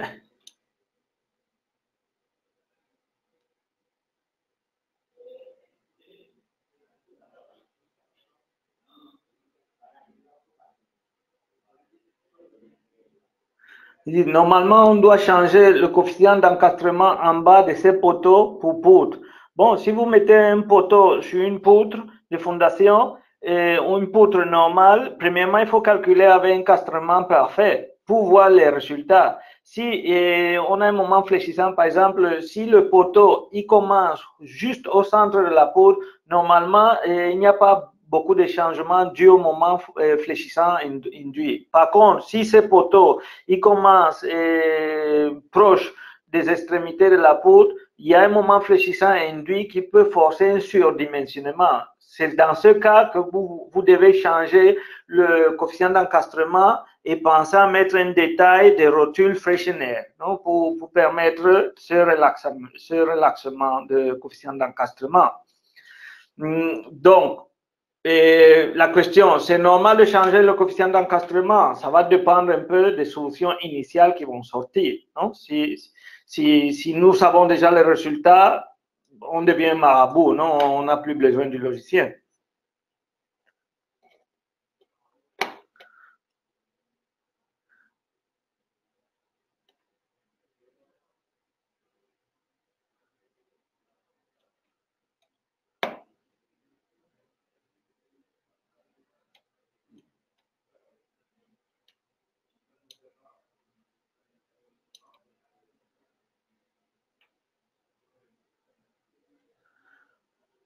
Comment nous pouvons mettre des poteaux sur une poutre, une voile? Bon, on a déjà vu ça. Comment créer une voile drapeau? Bon, voile drapeau, je ne sais pas exactement ce que ça veut dire.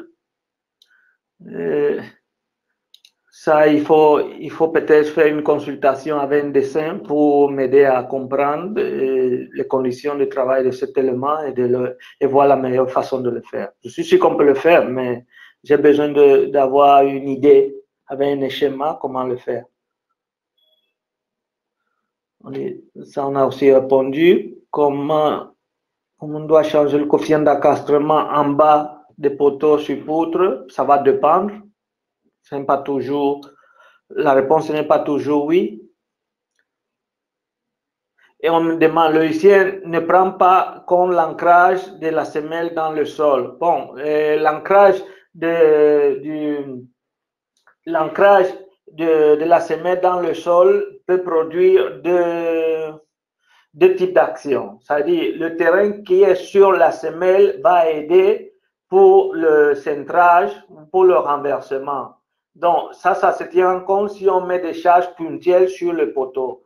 Par contre, si on veut prendre en compte le terrain qui fait partie de la butée, qui empêche le renversement ou le glissement, et dans ce cas, avec le logiciel, on ne peut pas faire ça. Il faut vous rappeler que nous sommes dans le domaine des bâtiments.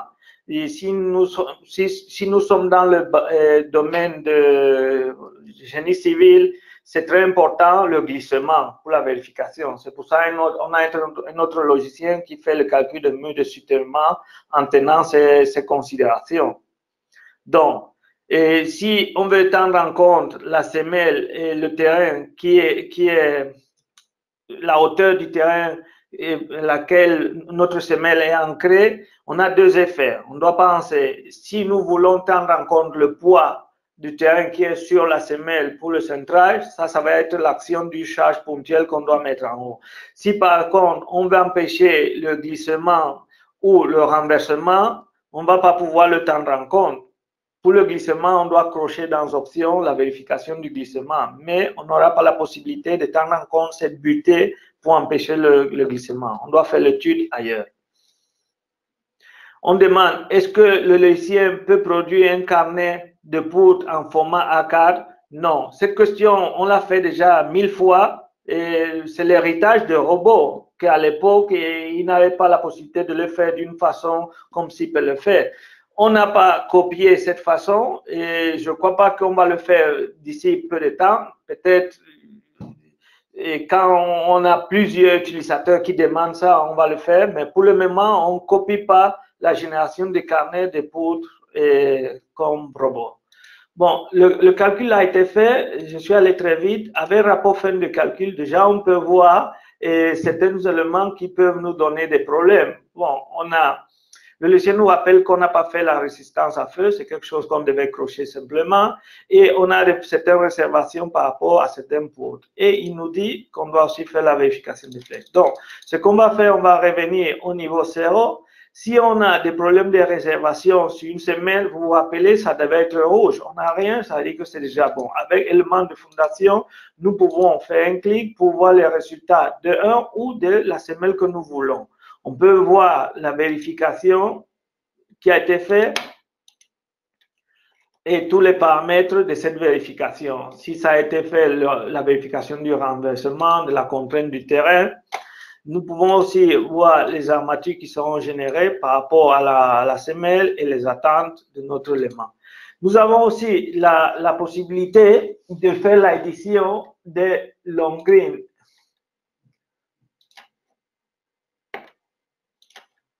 Qui ont été générés. Comme vous voyez, le logiciel, il a donné le résultat par rapport aux typologies qui sont dans la table qu'on a vu qu'on peut les changer en fonction des habitudes locaux que vous avez. On peut aussi, avant de continuer, aller dans Résultats. Dans Résultats, nous avons la possibilité avec courbe enveloppe pour voir les efforts des poteaux. Pour voir la descente de charge qui a été faite en fonction de l'hypothèse ou combination que nous choisissons, nous pouvons voir la descente de charge sur n'importe quel poteau. Une autre façon, même l'hypothèse de vent qui a été générée. Une autre façon aussi, avec déformé, nous pouvons la déformer avec un modèle plus complexe. Comme vous voyez, les dalles pleines sont résolues avec un modèle de barre, maillage de barre. Par contre, les dalles de poutrelles sont faites par barre simplement. Si on aurait mis des murs, le logiciel le résout avec par élément fini.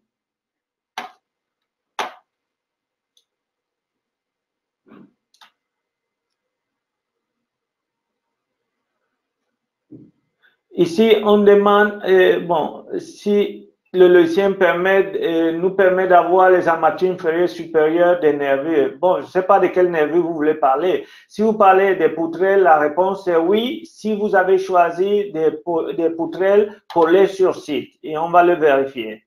Bon, je voulais montrer quelque chose avant de continuer. Par exemple, si nous montrons le mode de vibration,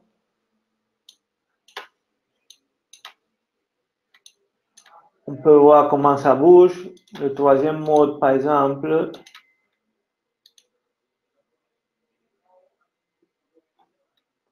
Bon, on va revenir à l'entrée du résultat. Nous allons aller au premier plancher. Donc, et ici, on demande si, je vais supposer que on est en train de parler dans le cadre de poutrelle. Et ici, nous voyons déjà l'armature des positifs inférieurs. NH10, bon, si vous voulez, on peut faire des manipulations avec poutrelle, vue.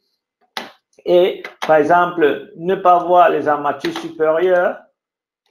Et comme ça, on va voir seulement les armatures inférieures, comme vous voyez. Si on avait des renforts de tranchants au bord, le logiciel va nous mettre seulement valable pour les planchers de poutrelles collées sur site. Si nous voulons revoir avec poutre et poutrelle, si nous voulons revoir, par exemple, les armatures supérieures, on croche et nous allons voir les chapeaux. Si on veut forcer le logiciel à faire des égalisations, pour améliorer la représentation, on peut le forcer. De cette façon, il va mettre l'armature plus représentative avec la flèche de distribution.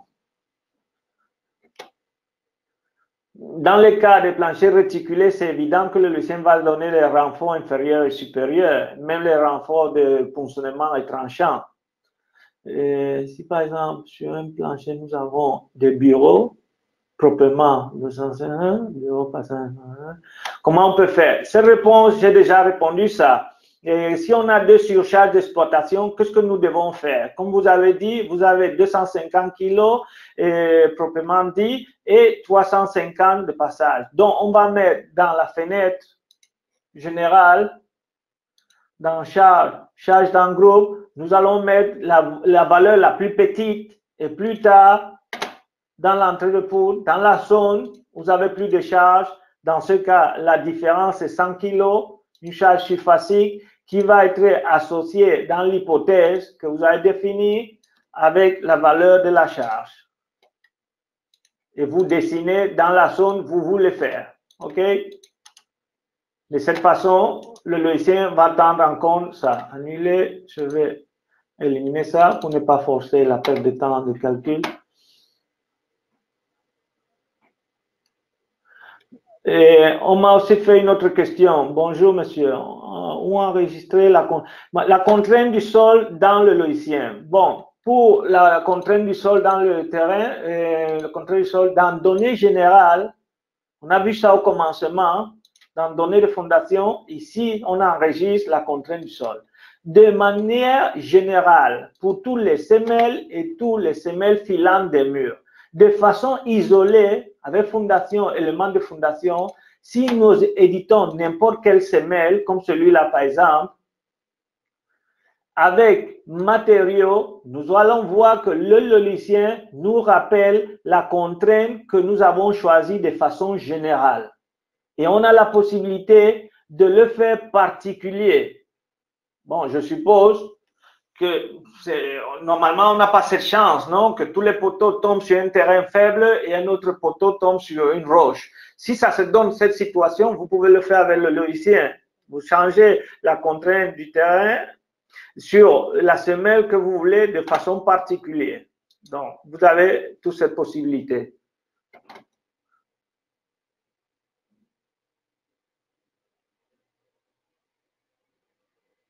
Bon, on me demande, est-ce qu'on peut contrôler le pourcentage de moments repris par les longrines de redressement? Non, mais on peut contrôler la façon de distribution. Avec ouvrage donné directement, non. Avec ouvrage donné général, si vous faites un clic, ici, type d'acier par bas, et vous allez sur fondation, longrine redressement, liaison, vous venez sur les options de dimensionnement, option de longrine de redressement, vous avez la possibilité de type centré, diagramme rectangulaire de la contrainte sur semelle ou diagramme trapézoïdal. Ici, l'image va vous permettre de faire cet ajustage.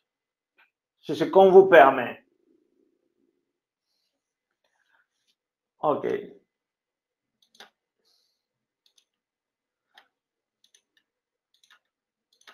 Qu'est-ce qu'on peut, pourcentage?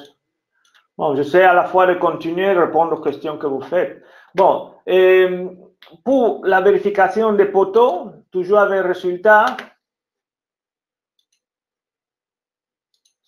si nous venons avec poteau édité, nous faisons un clic là. Le logiciel nous montre une fenêtre avec tous les poteaux de l'ouvrage. Automatiquement, il a fait des groupements. C'est-à-dire, les groupements sont les poteaux qui ont les mêmes géométries, mêmes sections et même armature. De cette façon, les plans vont être plus à l'aise. Si nous ne voulons pas faire ça, on a aussi des paramétrages pour obliger le logiciel à ne pas le faire.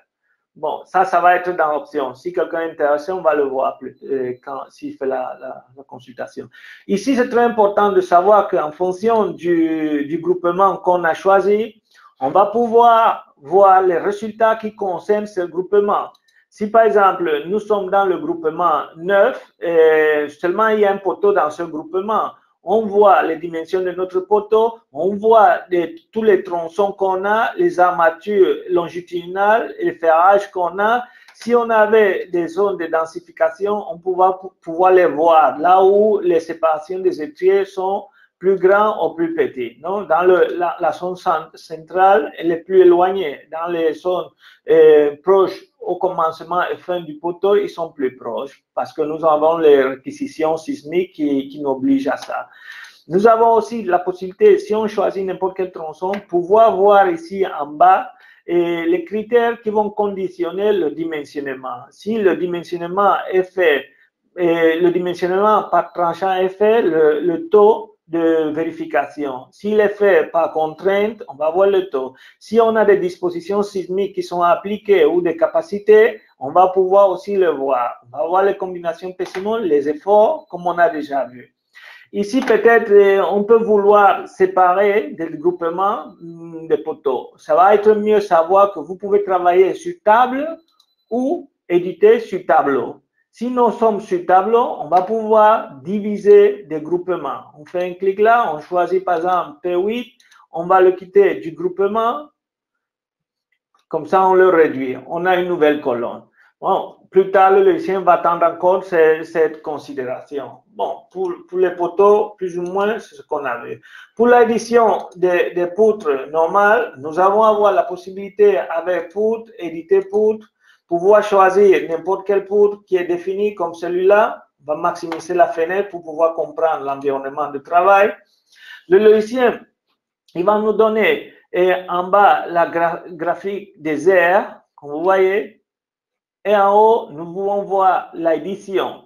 Et nous avons des réservations. Par exemple, dans ces cas, on a des problèmes d'épuisement face aux efforts normaux. Ici, déjà en bas, on peut voir ça.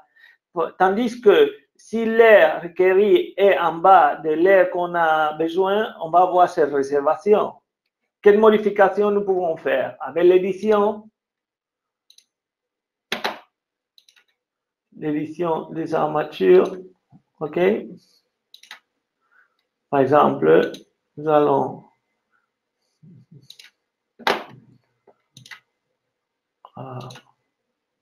et en bas aussi.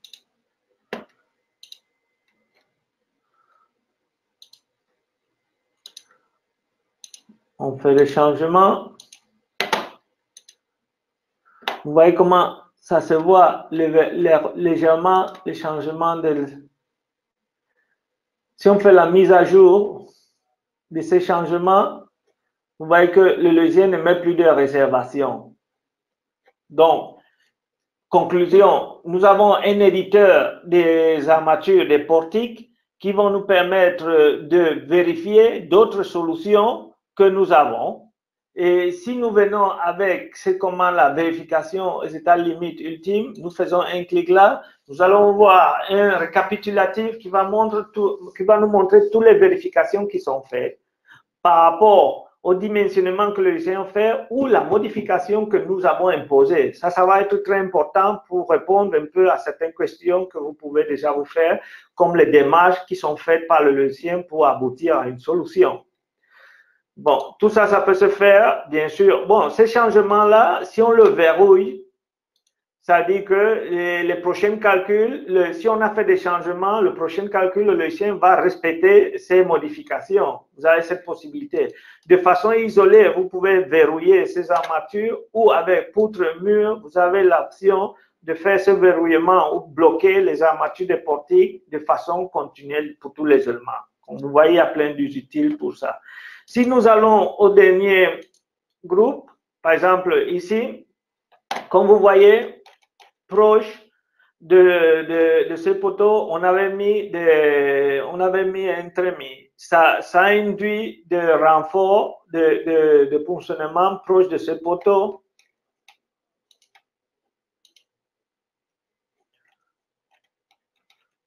Que nous pouvons vérifier. L'état de charge est petit, c'est pour ça elle n'est pas très exagérée, ces renforts.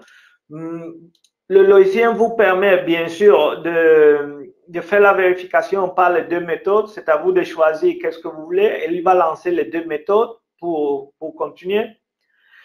Une fois nous avons fait ça, nous pouvons faire des sorties qui sont des récapitulatifs que le logiciel peut nous donner, récapitulatifs des données générales, tout ce qu'on a mis, la version, les normes, l'état de charge, on va pouvoir avoir tous ces rapports, que plus tard nous pouvons faire sortir ça par docx. Nous allons pouvoir voir les combinations utilisées dans les calculs. Bon, c'est à vous de voir tout. Par exemple, un qui peut être attractif, justification de l'action sismique. Il va nous donner plein d'informations par rapport au procédé et aux paramètres qui sont calculés pour aboutir au résultat que le logiciel a, le spectre considéré. Plus tard, le rapport des efforts tranchants sismiques combinés, efforts sismiques équivalents par étage. La relation entre les efforts tranchants qui sont saisis par étage et par élément. Bon. Nous avons aussi, pour continuer avec les maîtres, nous avons les ratios de l'ouvrage, de tous les éléments qu'on a introduits.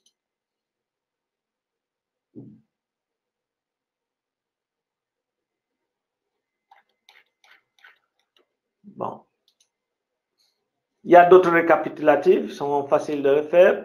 Par rapport au plan, tous les éléments qui sont dimensionnés, le lycéen peut faire des sorties de plan. Il y a quelque chose qu'on n'a pas parlé, que pour améliorer les sorties de plan, normalement, dans l'entrée des poteaux, il faut profiter et mettre des lignes de référence. Les lignes de référence n'ont rien à faire à voir avec le calcul, mais par rapport, ils vont enrichir les plans que le lycéen va faire. Avec introduire une ligne horizontale,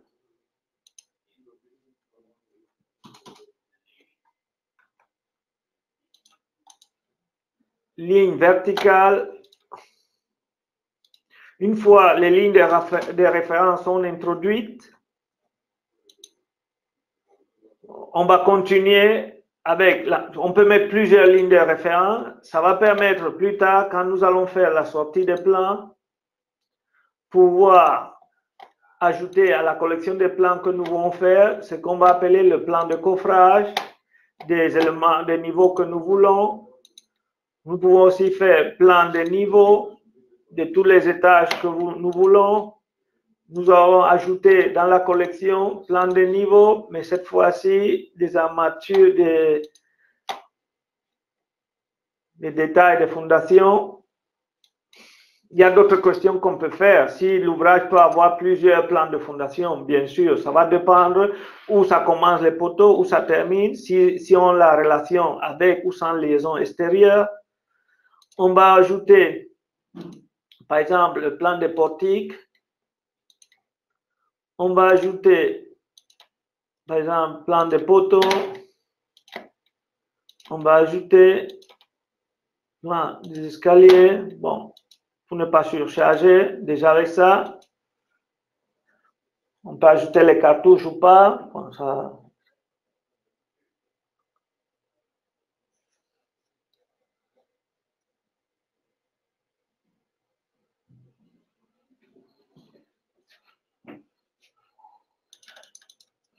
Bien, on demande pour la flèche d'un plancher dalle donnée par le lycéen, est-ce que c'est une flèche instantanée ou différée à long terme pour un plancher réticulé, par exemple, on compare cette flèche donnée par le lycéen à portée L250. Bon, et cette flèche que donne le lycéen, ça va dépendre où vous êtes en train de le voir. Si, je vais vous terminer avec le dessin et je vais revenir pour essayer de répondre à cette question. Avec détail de tous les dessins, bon, vous voyez un aperçu avant de dessiner. Bon, on ne va pas entrer en détail, ça va dépendre de l'ouvrage, mais vous voyez la possibilité, donc les sorties que le lycéen donne avec l'ouvrage qu'on vient de faire. Bien, je vais fermer cette fenêtre et je viens là pour répondre à la question que vous avez faite. Nous sommes dans résultat, on a un plancher dalle qu'on a fait et c'est la même chose avec le concept de plancher réticulé. Quand nous sommes dans isovaleur et nous venons dans flèche entre deux points, la flèche que le lycéen donne ici, c'est une flèche qui, on suppose que c'est la flèche qui est tenue en compte la flèche différée due au fluage du béton et le processus constructif. C'est une approximation qu'on fait en tenant en compte ce coefficient d'amplification. Donc, si nous choisissons de faire la flèche séquent entre deux points, la valeur que nous sommes en train de lire là, comme vous voyez, flèche 0.2, c'est la flèche que nous appelons flèche totale en long terme. C'est celle que vous devez vérifier directement avec la limitation de la portée que vous voulez. Par exemple, portée divisée par 250 ou 300.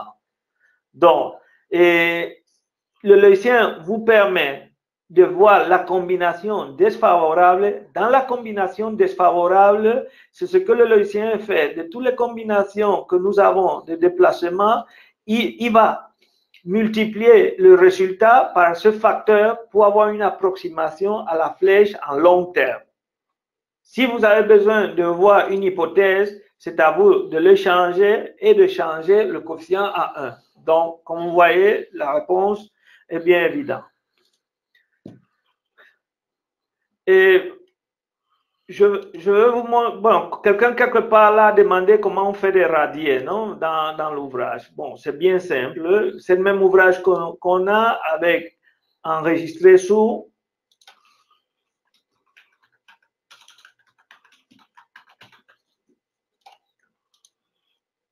Nous avons une copie de l'ouvrage et la première chose que nous allons faire, on va venir dans l'entrée de poteau, introduction, poteau, et nous allons changer la liaison extérieure. Comme vous voyez, le dessin, il le dit bien. Si nous voulons avoir les éléments avec réseau, radié, nous devons mettre sans liaison extérieure et attribuer à tous les éléments cette condition. On pouvait le faire un à un avec édité, mais ce n'est pas très intelligent. Donc, j'ai utilisé une commande qui le fait tout. Une fois cette modification est faite, on revient dans l'entrée de poutre. Si nous allons au premier étage, on doit effacer ces éléments parce qu'ils ne sont plus compatibles. Donc, on va effacer l'alternative avec éléments de fondation. Effacer, on efface tous les éléments.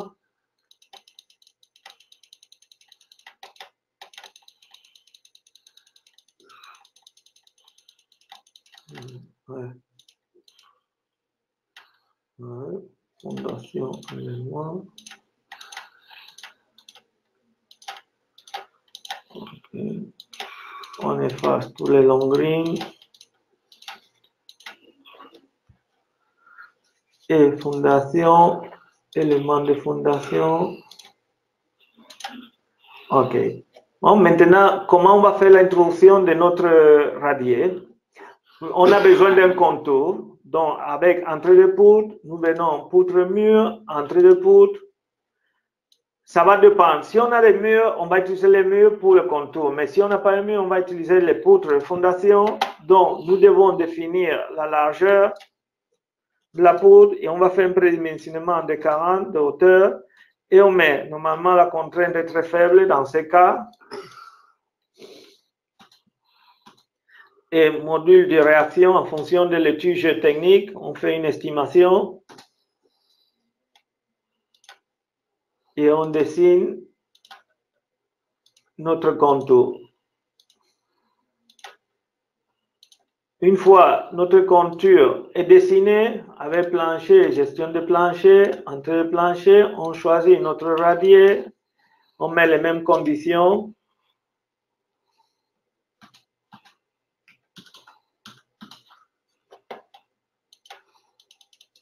Bon, on calcule et le logiciel va nous donner la contrainte dans le radieux, le décollement et les armatures.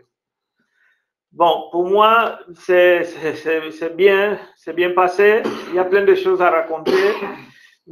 Si vous avez des questions précises et vous voulez le faire, vous pouvez profiter, envoyer ça dans support@cipe.com.